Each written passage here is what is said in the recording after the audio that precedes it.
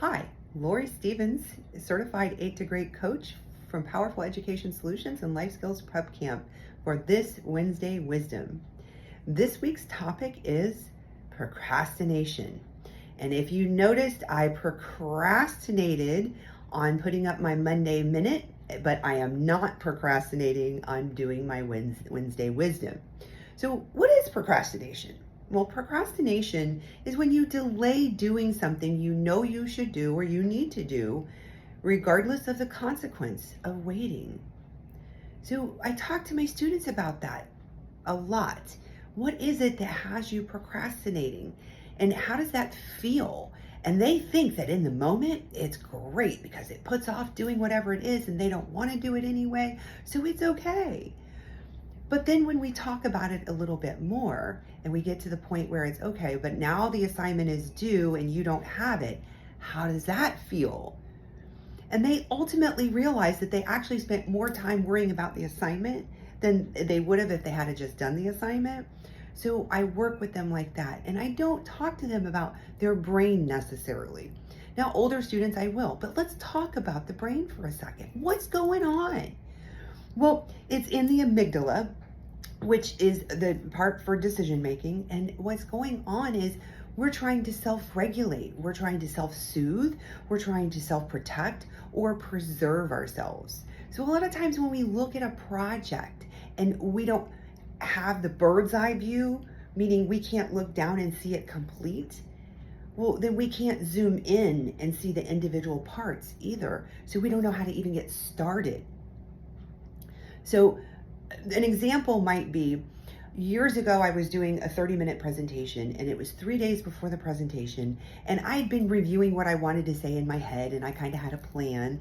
And then it was time to sit down and actually write out the presentation. And I'm walking around my living room and I couldn't make myself sit down to do it. I knew I needed to, I kind of wanted to, just to have it done and be, have it taken care of. But I couldn't do it. So I was smart. I phoned a friend. Now, unfortunately, a lot of people don't in the moment pick up the phone and ask for help. But in that day, I knew I needed help. So I called a friend and I said, listen, I've got to do this thing and I can't even make myself do it.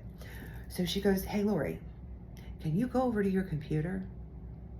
Well, sure, I can go over to okay, go to your computer. So I did. Can you open your computer? Sure. Yeah. Okay. Okay, is your computer on? Yeah. Can you open a blank Word document? Sure. Okay, I did that. She says, what's one word you know you want to use in your presentation? And I said it, and she said, okay, put that on the screen. So I typed it up. She said, okay, what's another word? So she got me to write 3 words, and I was like, okay, yes, thank you, got it, hung up, and I just went to town and got my presentation typed. I just needed something to give me a little push to get it done because I had a general idea, but just taking that first step seemed to be beyond my ability until my friend walked me through it. So it wasn't that I didn't want to do it, but for some reason I couldn't get myself to do it.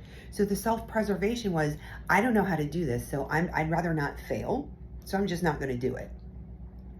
Self-protection, okay, I'm really confused, I really don't know what to do, I'm staying away from that thing to protect myself from feeling stupid. Okay, and the final one is self-soothing. It's okay, it always works out, I'll get it done later. So that works for me, that worked for me, and in this case my friend was very helpful. So that's the fight or flight response when we don't do things, and a lot of times it's because we don't know what's going to happen. We don't know what steps we need to take. We may not know what's going to happen after we take the steps, and that's kind of scary to us. So then we put it off then as well. So really, what happens when we procrastinate is we have increased stress and anxiety. We actually, of course, have decreased productivity and performance. And here's the thing. When we procrastinate and we get away with it and it works out, we're reinforced for that behavior.